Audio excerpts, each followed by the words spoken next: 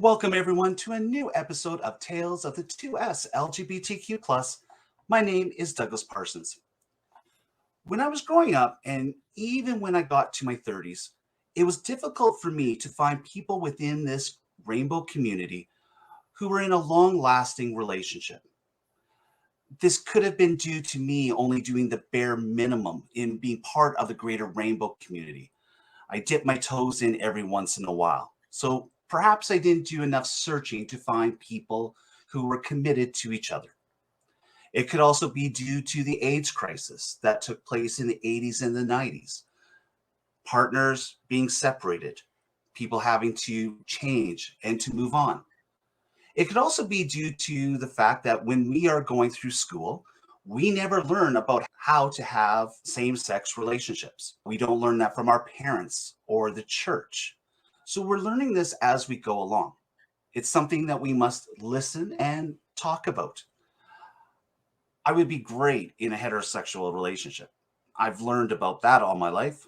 But as a gay one, more than slightly unprepared.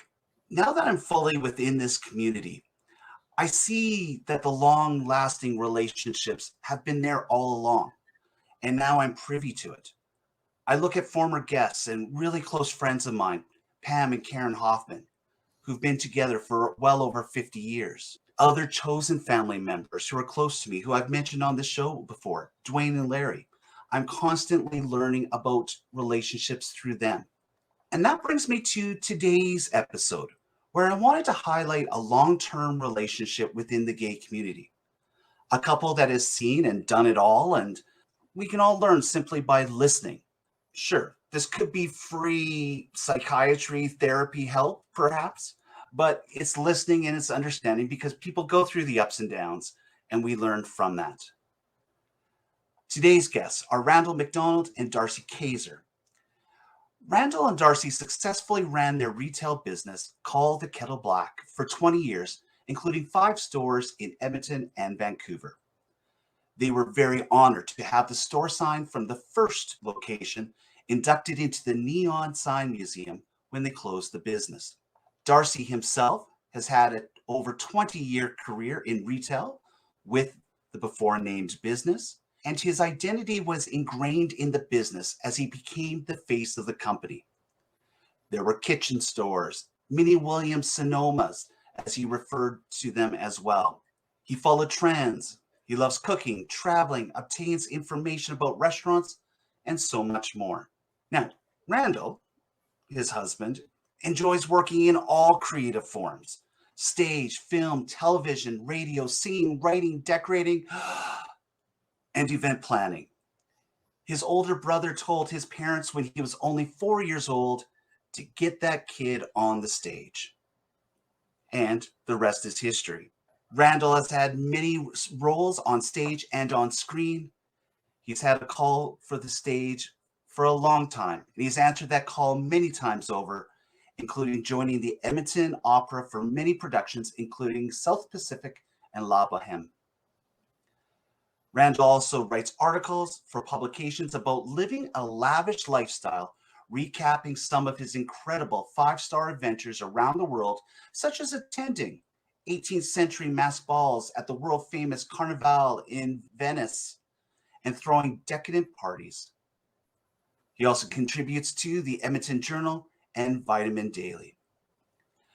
This year, the two of them will be celebrating their 30th anniversary. They had a commitment ceremony on their 10th anniversary and legally got married on their 15th. Or, as they like to say, they were committed on their 10th and institutionalized on their 15th. Today on Tales of the 2S LGBTQ+, we talk to Randall and Darcy about their backgrounds, the good and the bad, and everything in between.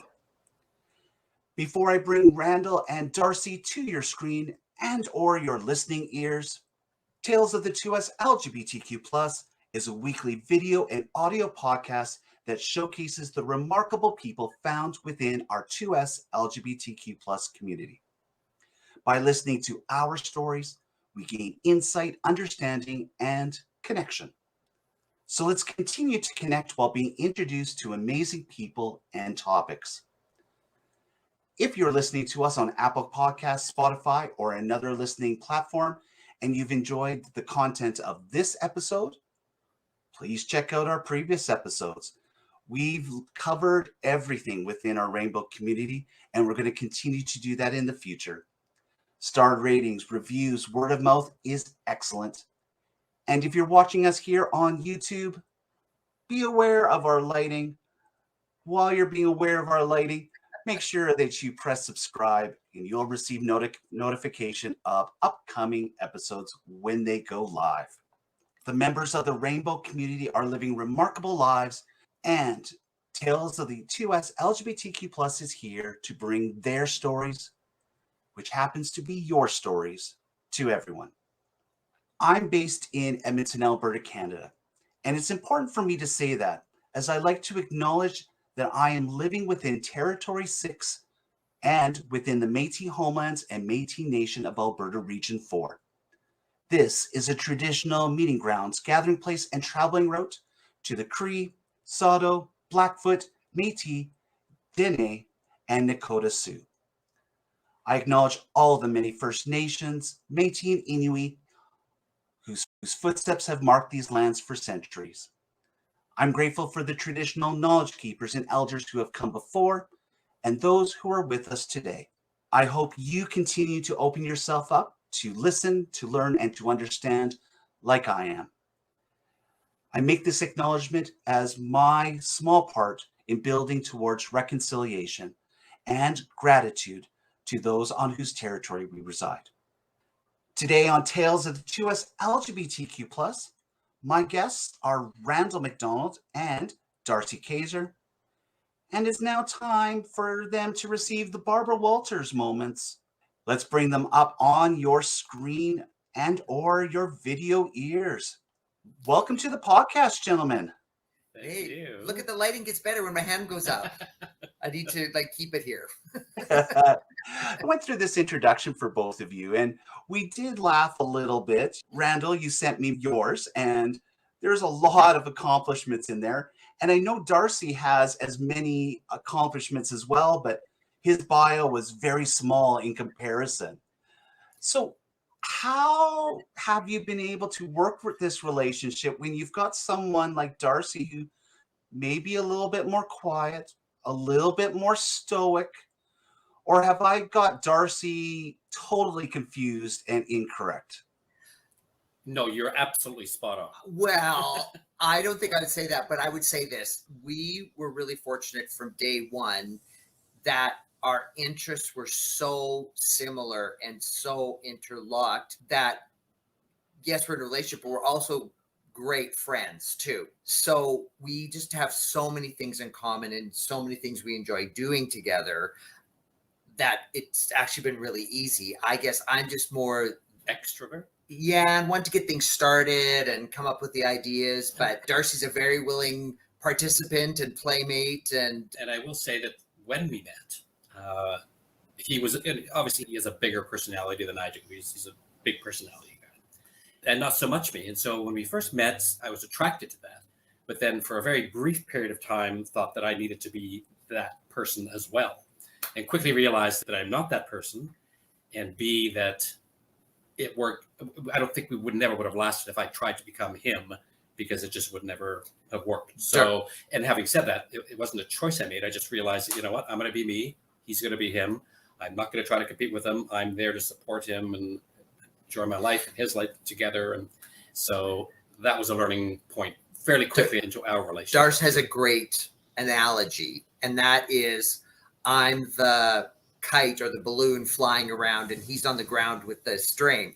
And then when the time comes or the right moment, it's okay, we'll just pull you down, we'll just ground you, we'll tell you off, and then we'll let you go off again. And that's the perfect analogy. This year, you're celebrating 30 years together. Congratulations. Thank you. We were 5 when we met. Well, 10. Actually. Oh, 10. Okay. At least 10. Yeah. Okay. At least 10. We're going to go with that anyway. Yes. So we're looking at 1992. What was life like for both of you before these forces came together to create this McDonald Kaiser union? So what was very interesting, you mentioned my brother who told my parents to get me up on the stage. Now my brother's 13 years older than me, and he actually came out when I was a teenager.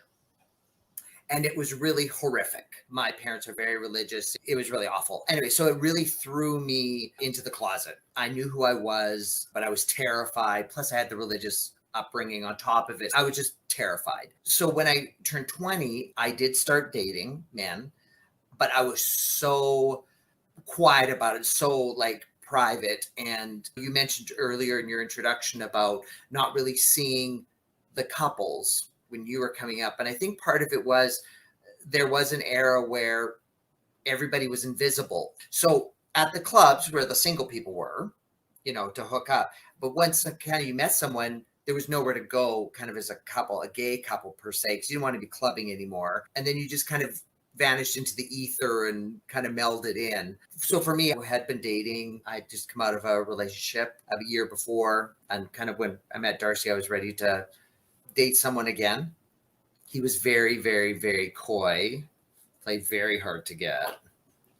Yes, I was. So my backstory, I was married many, many years ago in another life. Marriage obviously did not last.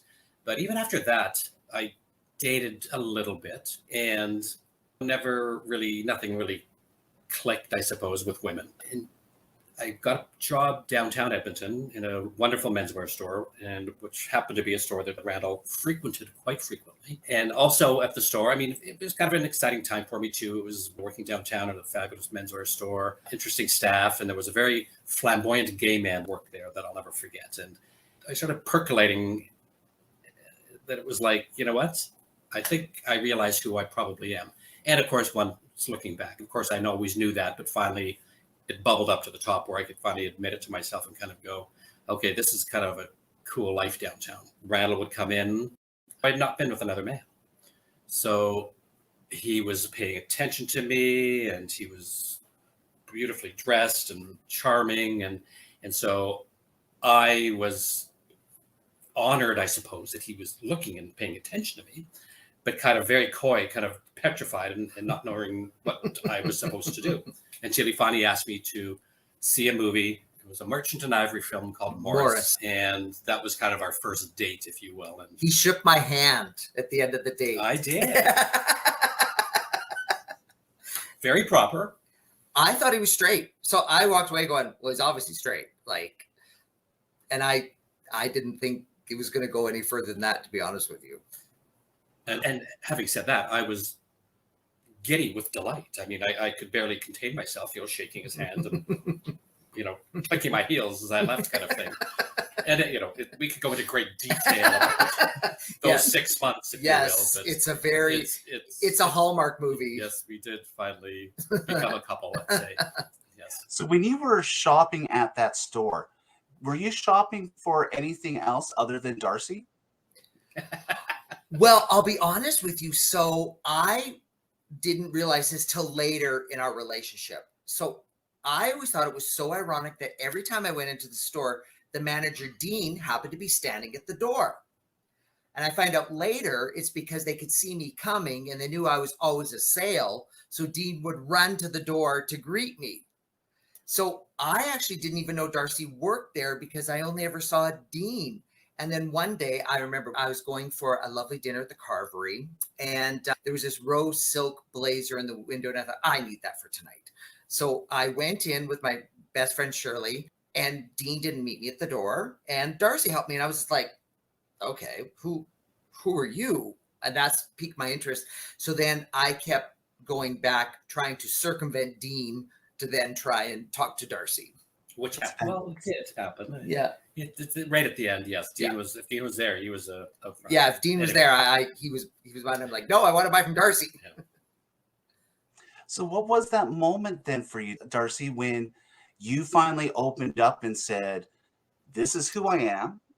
I am this gay man, and I am in love. I am in love with this shopping connoisseur, I know. and I want to take it from a client to a partnership. What was that moment like? Well, I don't really recall the exact moment, but that's exactly what happened. I almost instantly fell in love with the man. And it probably happened fairly quickly because I don't really recall how long I was working there. But I think after I made the move to work in this store downtown, I didn't date other men. I wasn't going to the clubs or anything like that. It was a realization that, you know what, I don't want to be with a woman. I'm supposed to be with a man. It was all timing, I suppose, too, is that it was like came to that realization and then walked in the door, and that was the man ultimately for me. And it was all very kind of exciting. And I mean, Randall at the time was living in a penthouse downtown. He was dating a doctor. However, I found out that they were not dating anymore. They had the condo together, but living separate lives. So he was kind of this larger than life personality that appeared to everybody who knew everybody. So thinking that I want to find a man for a relationship, when he started kind of going, "Who are you?" It was like, oh my goodness. Oh, well, be still my beating heart. And so I instantly just fell because I thought, wow, I'm, lucky me, if you will. Like this amazing man seems to be interested in me, but at the same time, terrified of going, oh, good night. Nice to meet you. Well, and so I didn't know what, I kept at one point, I said to him, I expected you to make the first move. And I think, ultimately, I think I probably did, which was not my modus operandi. I was used to being chased, and all of a sudden now I'm like chasing this guy, which was really pissing me off. But on our second date, which was actually a whole month later after our first date, he finally kisses me. And then halfway through the kiss, he pushes me away and goes, "What do you want out of this?" And I'm like, "I don't know. What do you want out of this?" And he was like, "I don't want anything serious. I'm just looking to casually date, blah, blah, blah, blah, blah." And that wasn't what I was looking for. I was looking for a serious relationship. But I liked him so much, I thought, well, I'm going to date you for a month and then break up with you. That was my thing.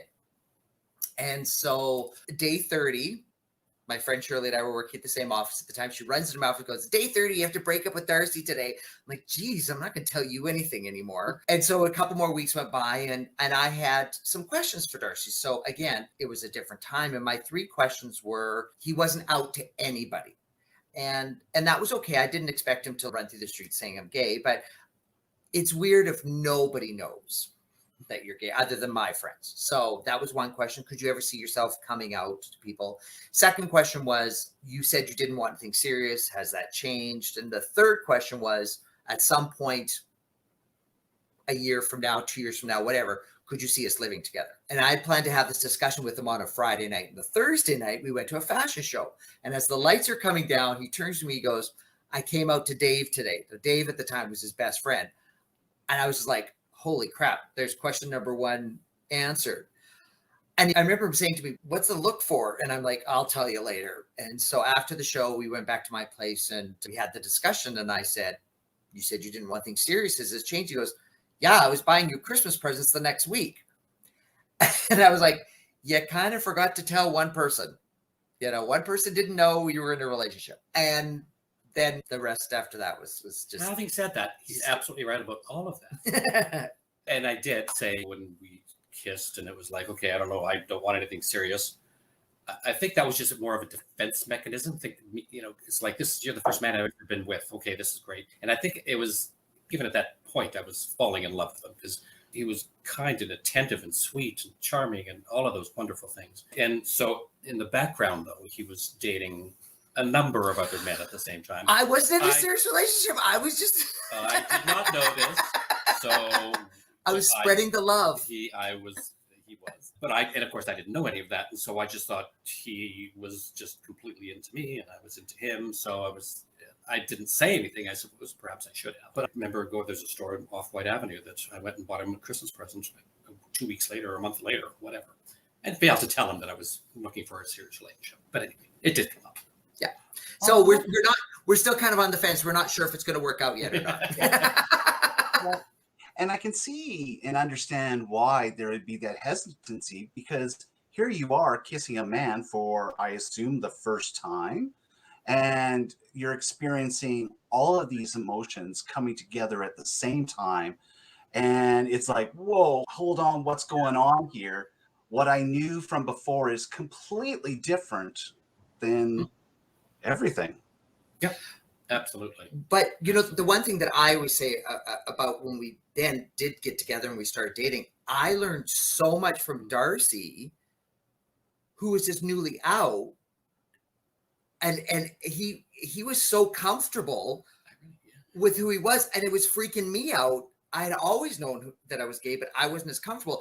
I remember we went to a restaurant one time and he reached out, just put his hand on my leg, and I remember throwing it off. I'm like, oh, you can't put your hand on my leg in public, but he was just so. I really was. I know when I met him, but after we started dating, kind of seriously, I told my family, my dad, my friends, and fortunately, I guess very fortunately, didn't really receive any negative feedback from anybody. So very lucky, but I was instantly comfortable. Not that we pranced down the street hand in hand, but I wasn't afraid to, in a restaurant, under the table, of course, and not want anybody to see, but I had no issues doing that. Yeah, he was very touching him. But the one thing that was ironic when he came out to his friend Dave, and it turned out 6 months later, Dave came out and he was in love with Darcy.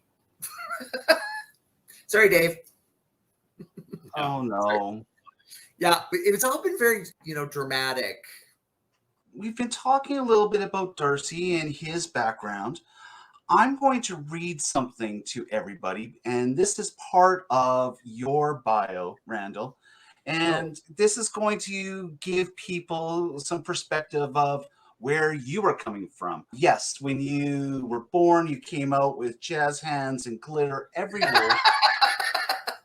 But there's more to it with your story because it's remarkable as well. And so I'm going to quote from your own bio here. This former fat boy's emotional journey recovering from his right-wing evangelical upbringing, where not only was every aspect of life scary, but his church and home were basically conversion therapy for his gayness. With 3 evangelical ministers in his immediate family, he knew they would be non-supportive of the fact that he was gay. When his Southern Baptist ordained minister brother, as mentioned older by 13 years, came out of the closet, this threw Randall deep into the closet when he saw his parents' reaction. Being taught that homosexuality was a choice, he decided to date girls and rein himself in. Though eventually settling down with his partner, he spent most of his life trying to be all things to all people, as the good book says. So, Randall, your upbringing in itself, it's a similar background to a lot of people I've talked to when it comes to religion. Tell us more about this. I actually on the weekend had somebody ask me, and they go, so when did you become you? And I said, you know what? It's been a journey. It still is a journey. I said, for me, really, the big turning point was until 2009. You went 2009.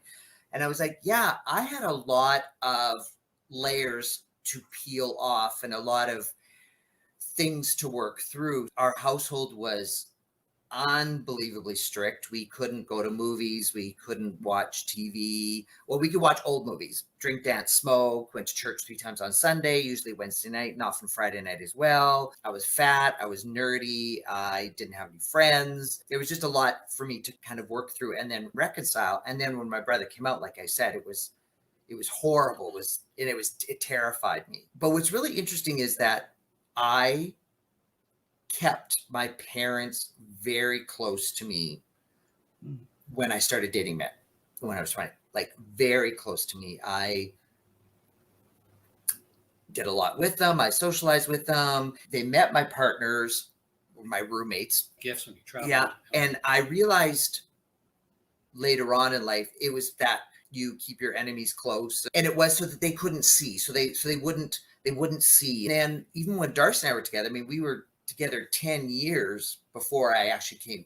I didn't come out to my parents till Darcy and I were together 10 years. I didn't actually say the words.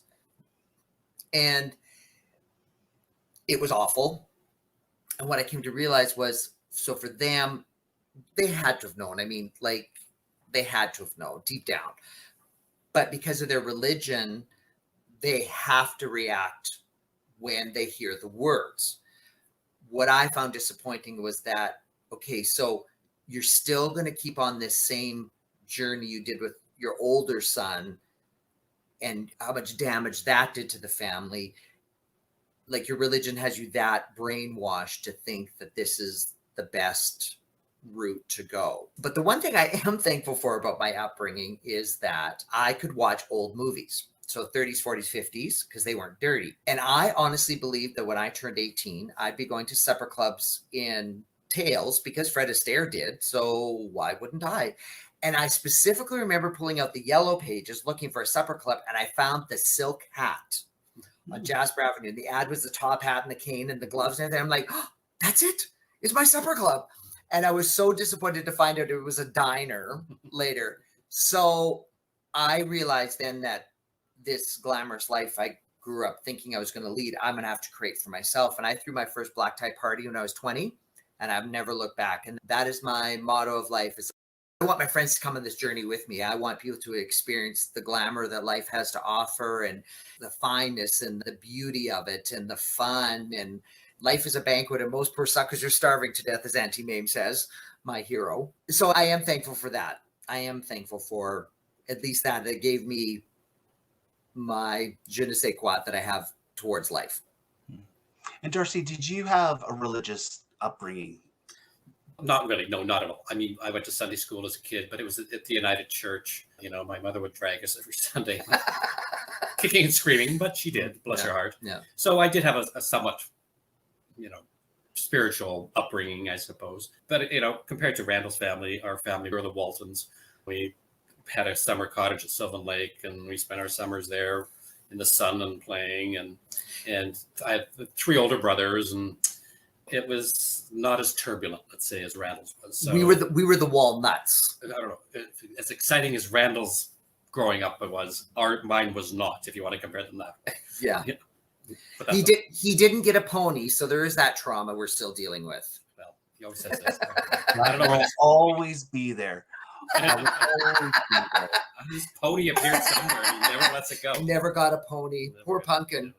Well, you could have grown up on the farm where you raised your cattle for 4-H and then you named it and then have to sell the cow every year. Oh my That's God. traumatizing. Yeah, it's Sell your traumatizing. cow. Yeah, no kidding. But- I feel like I was almost raised on a farm. My parents have a lot in the city that's 3/4 of an acre. And my father's a very stereotypical Scottish man. All the lots were the same price. So he bought that one because it was the biggest one. But it also meant then that in addition to all the housework I had to do in the summer, I had to do all the yard work and gardening. So I didn't love summers, though I did love them that I didn't have to be at school. So it's a very conflicted feeling. Aren't you supposed to hire somebody and they'd be in denim short shorts or something like that? Would that be the case? Well, see, no, that's now. That's now. Yeah. Cabana boy. Mom and dad's philosophy is the reason you have kids is to be their servants. Yeah, we definitely were. Absolutely. Just talking a little bit about the religious power, and I'm really curious about the brother.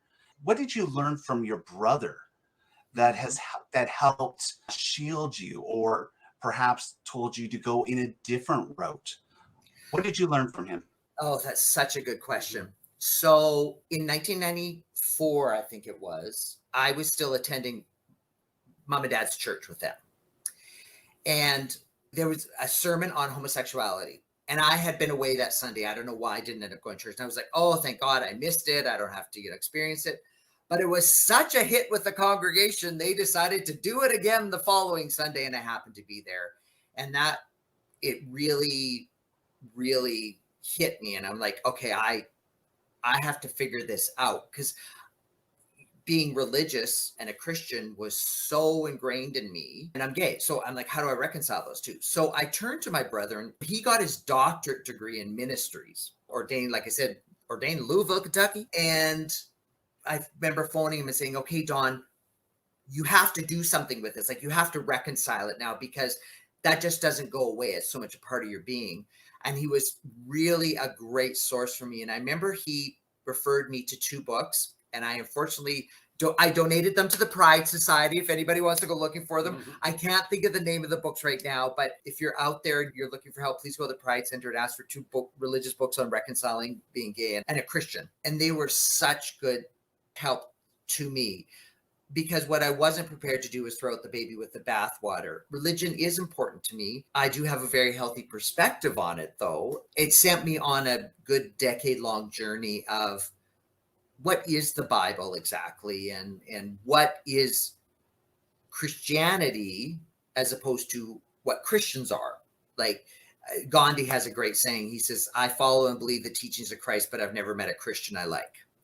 And I'm like, yeah, Gandhi. And the biggest thing for me was I did a lot of studying about the Bible and its origins and how what we have today came to be.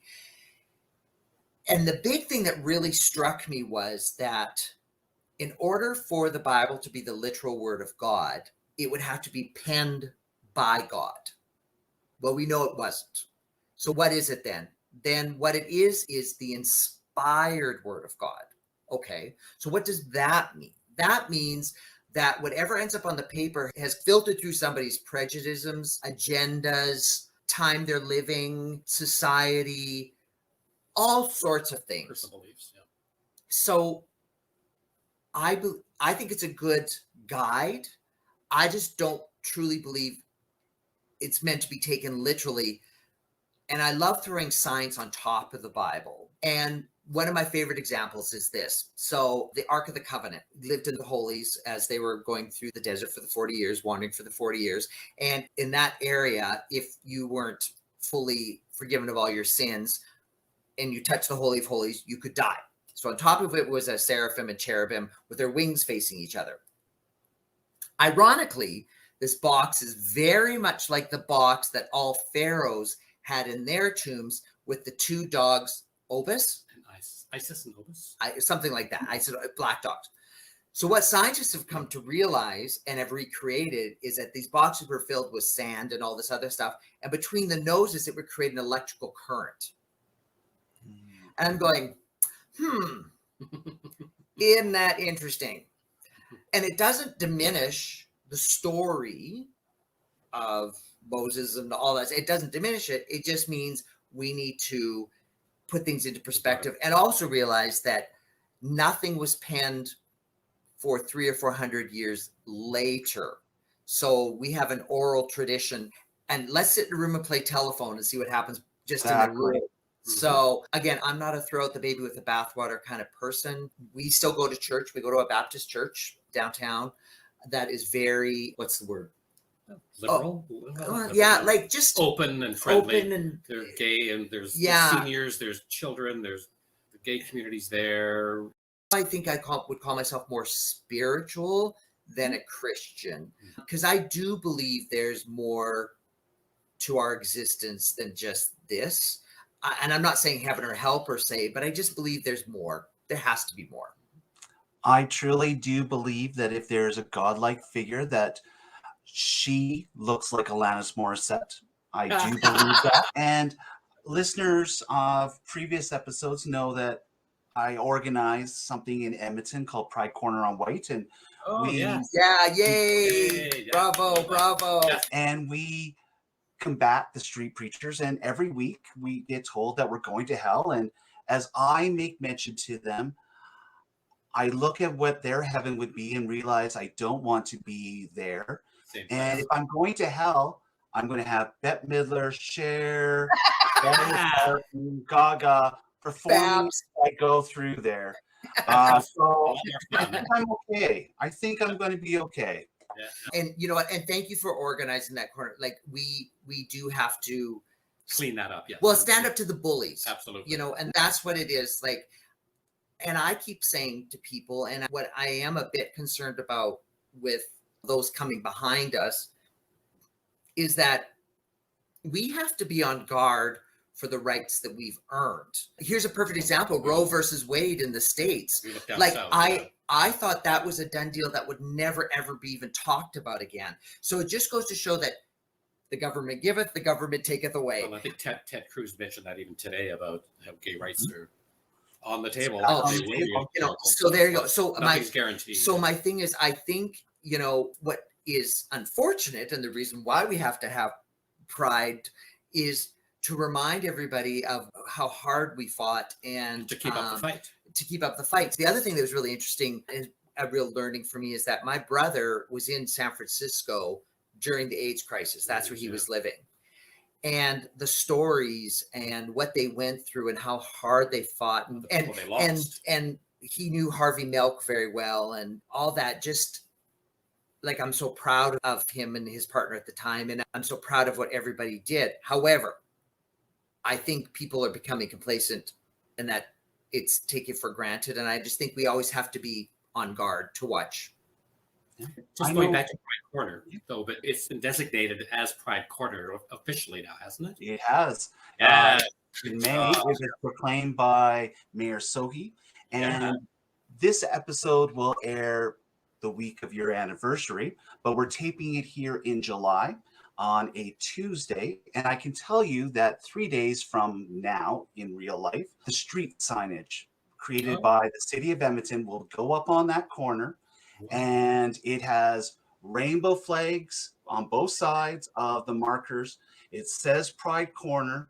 There's a marker on top, and it has the transgender and progress colors with a dancing figure in the middle. Other than a walking figure, it's a dancing figure. And I'll talk more about this as well, but in creating this with the city of Edmonton, I asked if our dancing figure has they, them pronouns and has the name Bailey.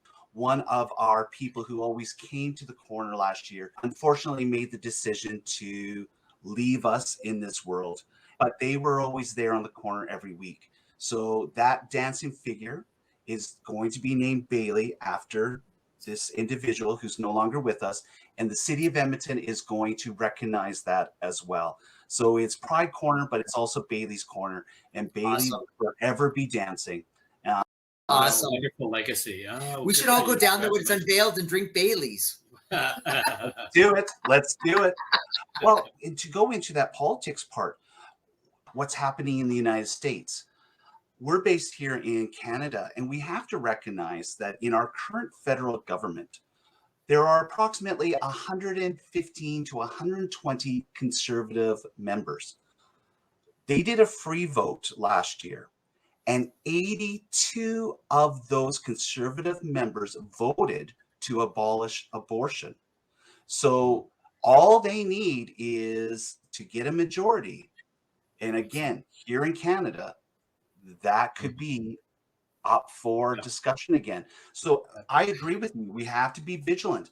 And yes, we may be one note in our politics, but how can you vote for somebody who is going to take away body autonomy or rights for women, for LGBTQ plus? Politics is always part of it, and it's part of our 2S LGBTQ plus community. We have to be vigilant.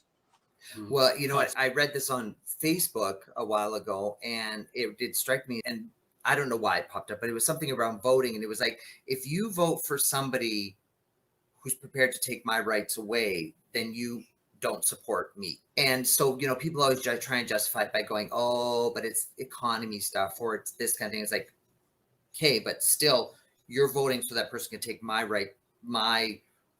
hard-earned rights away. Like, that's really stuck with me, and that's something that whenever we have that opportunity and that privilege to vote, that I want to say to people, it's like, okay, be careful who you're voting for, because I want you to think of me when you're casting your ballot. I want you to think of me. Politics frighten me. Yeah, so it's like, what would Jesus do? What would Randall do? What would Barbara do? What would Babs do? The leader of our people, God bless. Well, and we're kind of getting away from your story here, and we'll come back to your story, but capitalism is part of our economy. It's been firmly entrenched for 1,000,000 years. It's not going to change overnight because you decided to vote for basic human rights. The economy will continue on. Everything is entrenched, but my support, your love for me, that's forever. And we're at the point of our lives where we see you And Yeah. we'll say goodbye as well, because we've got our chosen families. Hey, Mhm. that's Yeah. exactly right. Let's shift this a little bit, because there's some Okay. people who are probably fired up in their cars listening right now. Oh, I love firing people up. Gosh, the road rage. Road rage. Earlier on, when I was talking and introducing both of you, we mentioned your retail business called the Kettle Black. Over 20 years, including 5 stores in Edmonton and Vancouver. What was the genesis behind Call the Kettle Black? Well, good question. In the early 90s, well, after I met Randall, I was in the menswear business, and I just wanted to get out of that particular type of business, not necessarily retail, but the rag business. So I was looking at franchises, things like that. Coffee shops. Yeah, coffee shops, etc. And then a good friend of ours had a real estate agent who had, there was a Call the Kettle Black on White Avenue, 2 locations in Edmonton. And the owner was looking at selling the 1 location, which I took over in High Street. So all I know is I like to cook. Had never run a kitchen store before, but kind of thought, well, that sounds fascinating and fun. So made an offer. I was successful. And that, I think, happened in September, because it happened while we were away. But so I took over, I'm going to say September 1st of 1992. 94, 96. I'm sorry. What? We got together in 92. 96. September 1st of 96. And within about a month or two, the previous owner closed the other location on White Avenue, which created some issues and difficulties. But anyway, whatever. But it was a learning curve, a huge learning curve for me. I had to make connections on how to buy product, learn about product. I mean, I had a very limited education on cookware, knives, electrical appliances, everything there is to, stock a store. He was the only employee. Well, for the most part, I had a 7 days a week. woman at some point. Yeah. that helped, of course, but just kind of worked at it. That was back in the mid 90s and later 90s. And it was a timing too. I mean, I worked very hard, but at the time there's a few things going for me as well. And one of the major things was the Food Network. And at that time, the Food Network was all about celebrity chefs and cooking on TV, and Martha Stewart using All-Clad, and these people are using Henkel and Wusthof. And also, Alberta was rolling, with oil wealth. People were spending money like you wouldn't believe. So when they saw Martha used Silpat, they wanted to come in and they wanted the same thing that Martha was using. And they were $40 or $50, whatever they were. So things just went up for years. At that point, there was the 1 store left. I expanded it in Edmonton, I want to say in about 2007 to Southwest Edmonton. And then 2009, an opportunity came up to buy 3 existing locations, kitchen stores in Vancouver, which we jumped at. Great locations in Vancouver.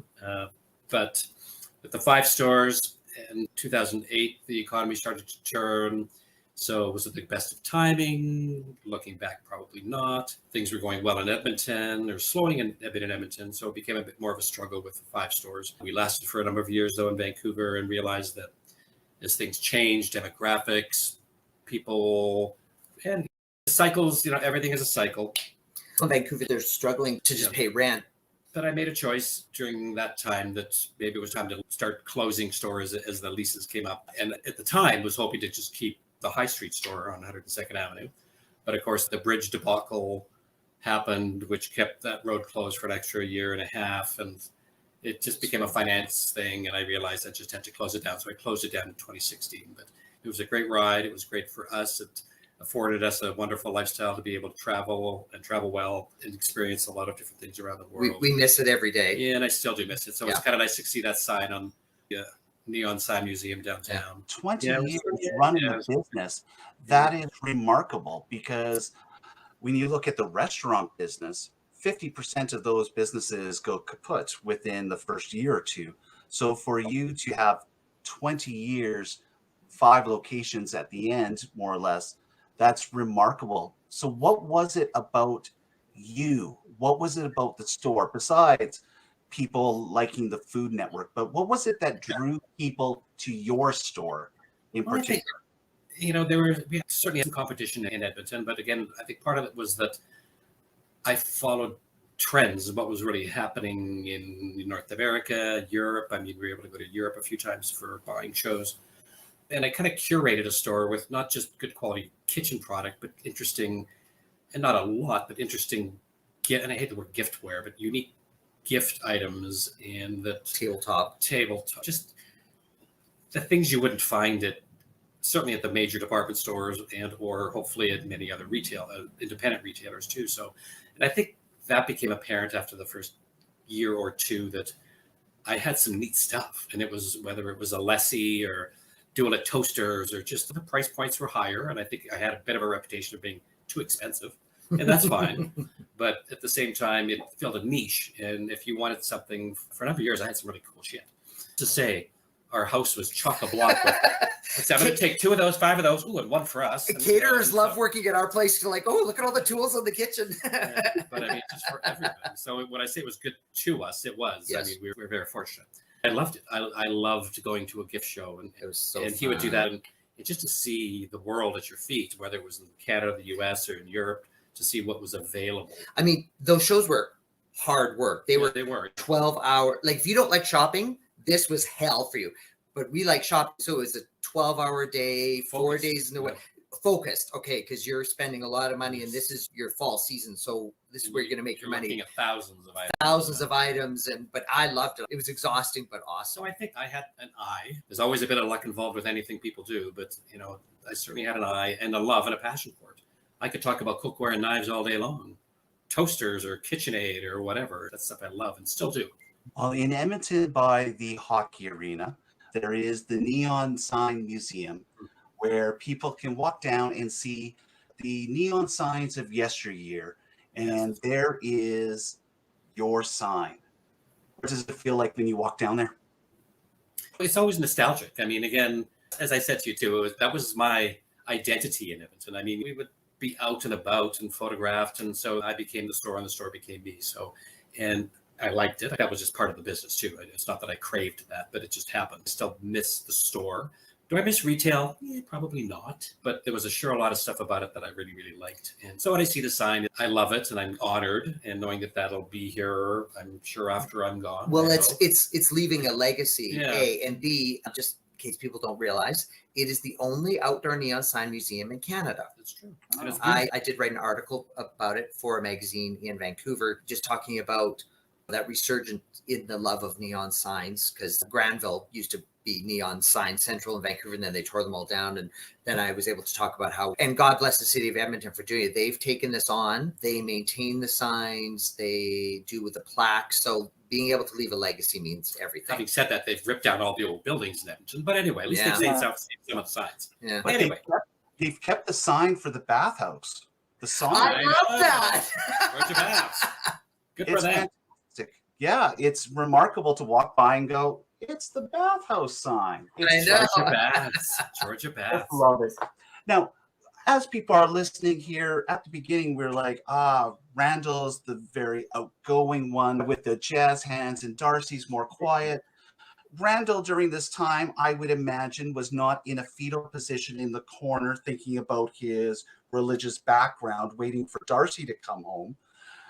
That didn't happen at all. And Randall, you've had an amazing career on stage and film and music. And so let's make sure we talk about you here and not let Darcy have all the acclaim. Blah, blah, blah, blah. It's always about Randall. It's all about Randall. But you've had many roles on stage and on screen. What was it about the call for the stage that you obviously listened to? As I made mention in the introduction, you took part with Edmonton Opera in many different roles, including some stage premieres, some television. What is it about that line of work that just calls for you? I don't. It's something that you either have it within you and you love it and you need it, or you don't. Like, if it's not part of your personality, it would be absolute hell for you. And to be honest with you, when Mom and Dad first threw me up on stage, I hated it. I would be sick to my stomach because I was so insecure about who I was, because I was this chubby, nerdy, and then I get thrown up stage to sing. It was terrifying. And then for many years, even when I would go on stage as an adult, I would get so nervous. I'm like, why do I do this to myself? I don't have to do it, but there's something inside me that I just have to fulfill. Having said that, I actually just closed a show on July 9th, Brigadoon. And, I have to tell you, so I look at life as a tub.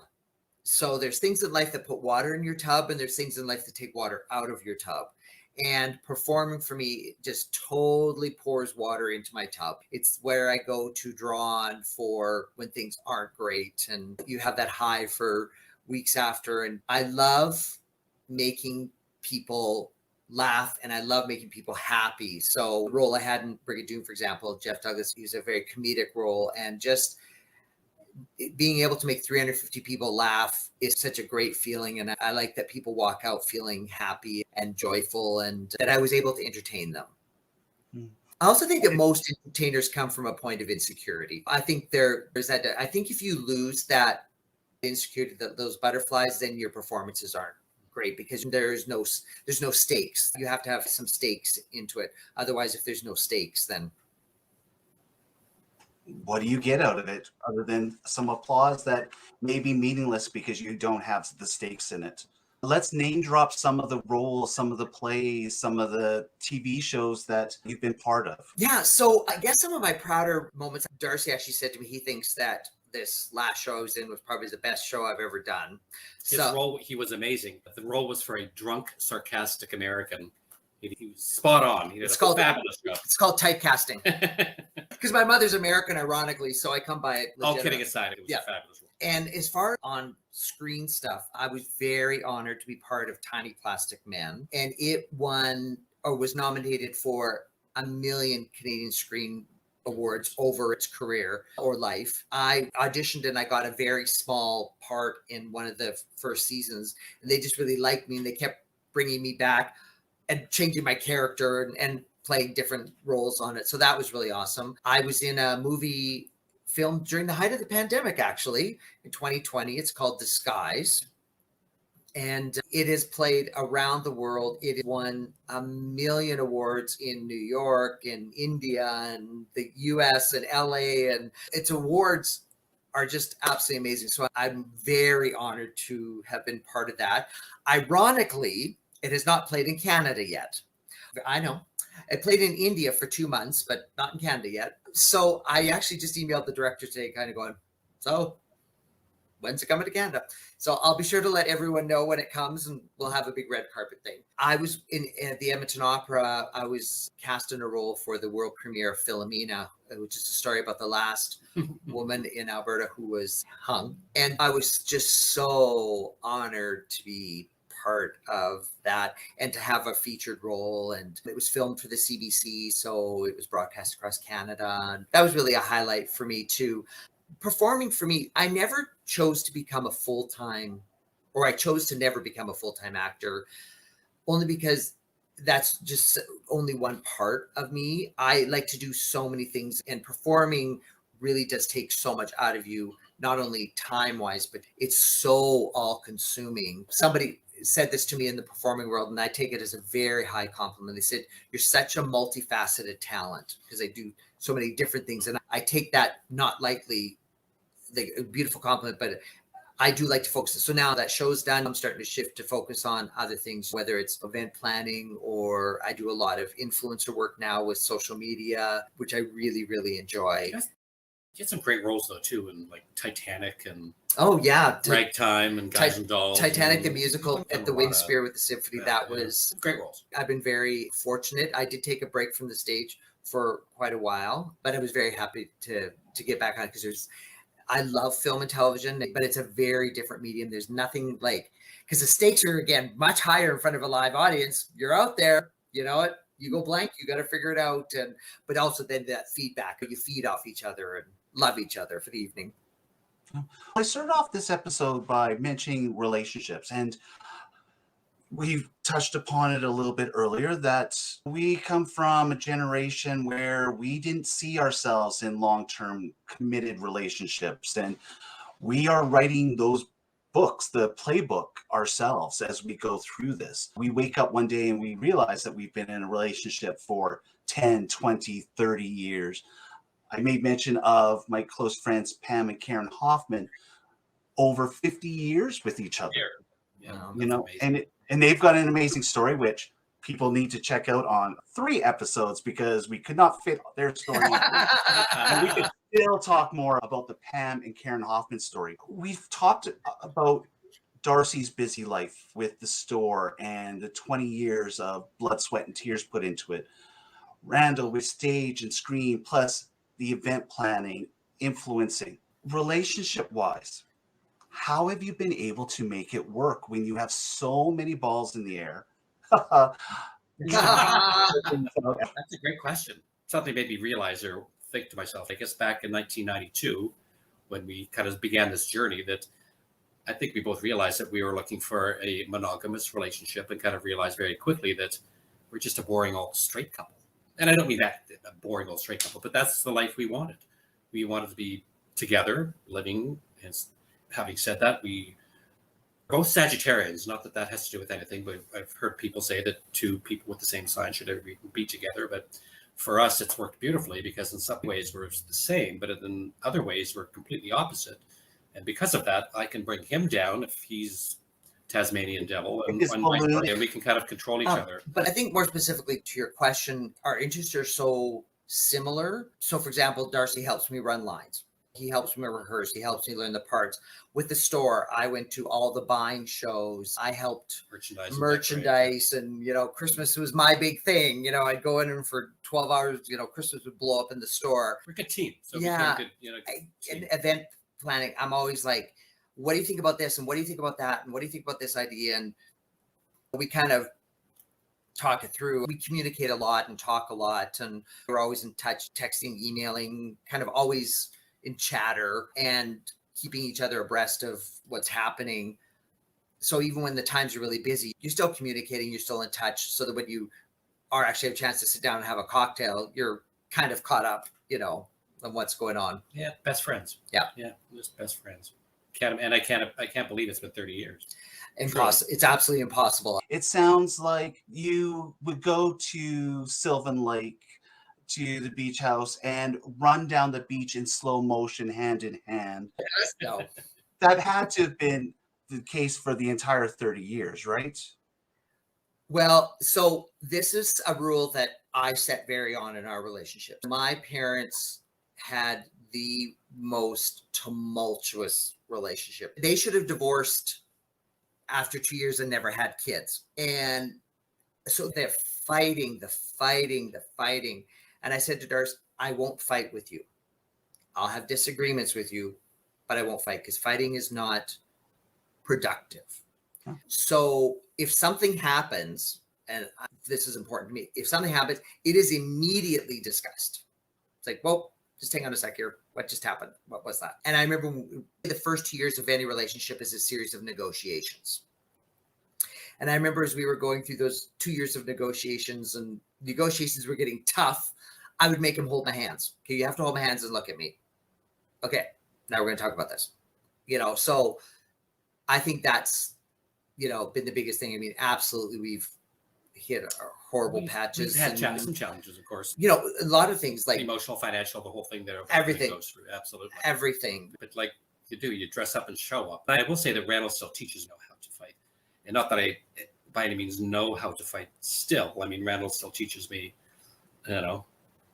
daily, but he's much better at it than I am. Although he says we do communicate, and we certainly do. He's better at not fighting, but just discussing challenges. I call it conflict resolution. I learned from watching my parents what not to do. So I taught myself how to do conflict resolution. So I actually have my business degree from the University of Alberta, and that's really where I got the basis for conflict resolution that I use in our relationship, and I use in any relationship. He gives great advice. I do. If you ever need advice, he gives great advice. I do give great advice. I should be a life coach. And again, it's very intrinsic for me. I kind of can see a situation and know what should happen.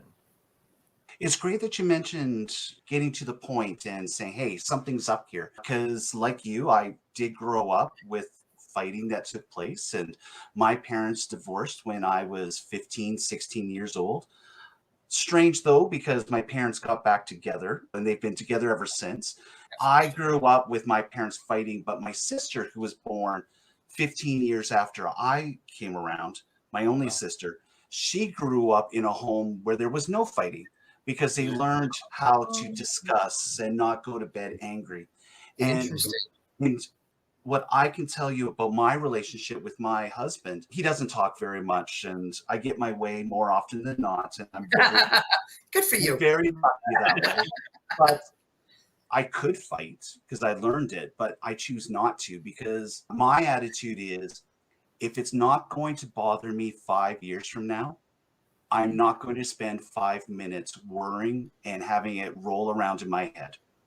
And so I always think about that and go, here's the reaction. Is it going to bother me 5 years from now? Take a deep breath, figure things out from there as well. That's good. I may call on you guys for a therapy session in 5 years from now because it might not work. That works well for me.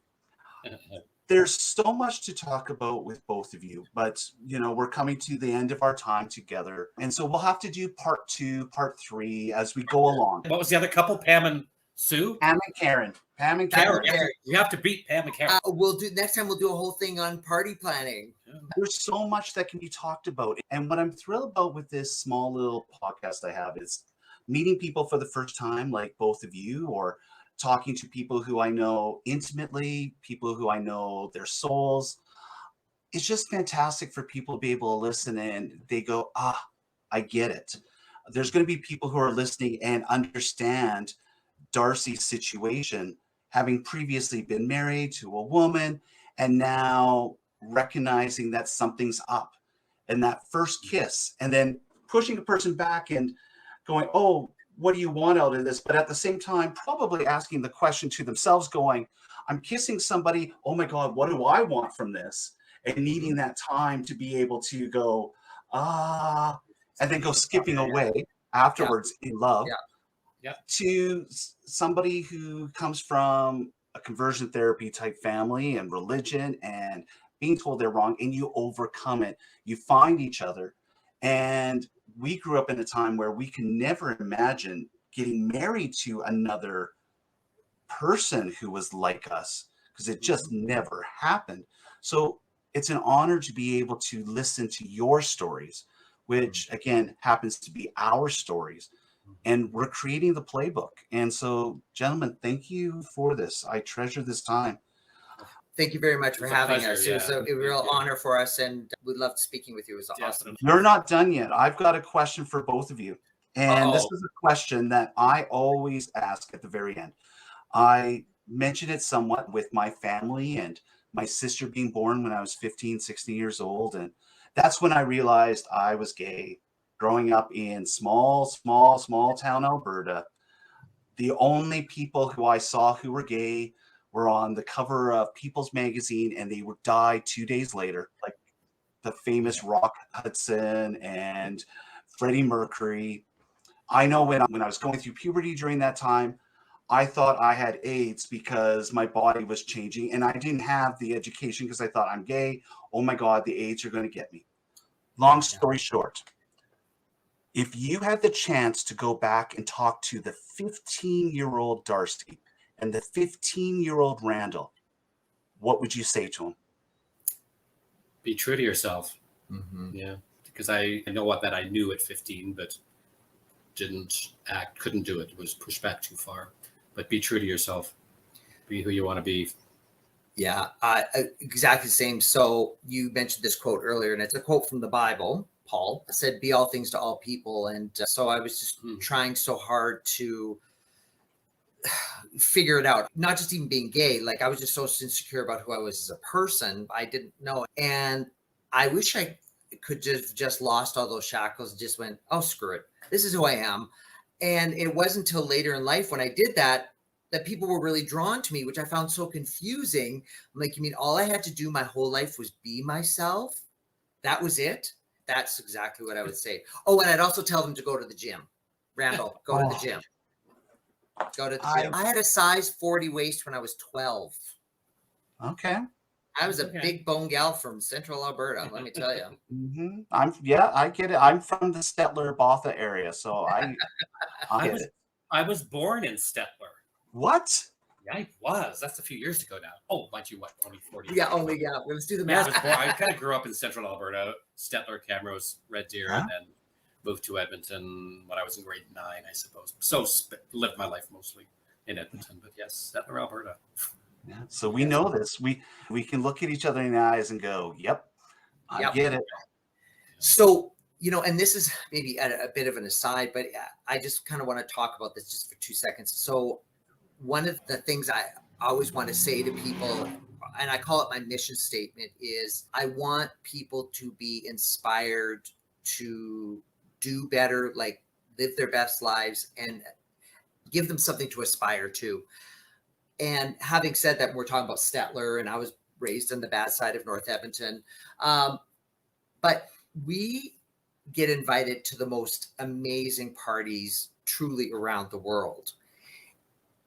And I didn't get taught it. It isn't because I'm from Edmonton. What I always want to say to people is just be your most fabulous self, and doors will open for you. And what I find really frustrating is so many people believe that, well, I live in X city, therefore I am fabulous. And I'm like, no, you're still wearing Velcro sandals. You're a piece of shit. But it doesn't matter where you live. Your city isn't going to make you fabulous. You can be the most fabulous person in Stettler. Be that most fabulous person in Stettler. Yeah. And you know what? Doors will open for you. And I would love that to say that to every 15-year-old right now. Just be your most fabulous self. Grow up, be fabulous, like interesting, engaging. Be your authentic self. Yeah. And people will be drawn, and doors will open for you. It has shocked me. Like, honestly, sometimes we're at events in Europe talking to, honestly, counts and principesses, and I'm like, oh my God, if they knew where I was born and raised, meaning, my parents' home, I have no business being here. But that's not what it's about. People are attracted to people who are interesting, engaging, fabulous. It's an energy. It's an energy. So just everyone out there, just honestly, be yourself. Be a gaga. Be a gaga. Yeah. Be a gaga, and by getting out there, being your authentic self, you're going to find your people. And once you have that chosen family, you can do anything. And you'll be amazed once you get your vibe, your energy is in that circle. You meet your family everywhere, exponentially, like not just in your city, like everywhere. And then those doors start opening for you. And so just tap into that vibe of who is your authentic self, and find your tribe, and just go with the flow. Let the universe take you. Amen. Now that's a Bible verse I believe in. Right? Let's do it. That's Randall and Darcy 3.14 or 3.14. Yes, thank you. Exactly. We have a book in the Bible now. Yes. Oh, perfect. Well, gentlemen, it's been a pleasure. We will talk again soon. For everybody listening here tonight, and we'll make sure that we put out all the social medias, websites for Randall and Darcy as we do this. Once again, congratulations, 30 years. Thank you. That's a long time in the gay world. Yeah, it is too. Yeah, it is. Like dog years. It's like dog years, exactly. Like we've been together for 120 years. Yeah. The heterosexual straight people listening are like, oh, whatever. But we're like, listen, this is a lifetime. A lot of our friends are straight, and we've been together longer than all of them. Pretty much. Yeah, pretty much. So yeah, it's remarkable. Well, thank you again. Congratulations. Thank you for sharing. If you've enjoyed listening to this episode, make sure you go back and listen to previous episodes of Tales of the 2S LGBTQ+. My name is Douglas Parsons. I look forward to coming back with you again. Until next week, everyone, I'm reminding you to be good and always text when you get home. Bye for now. Bye.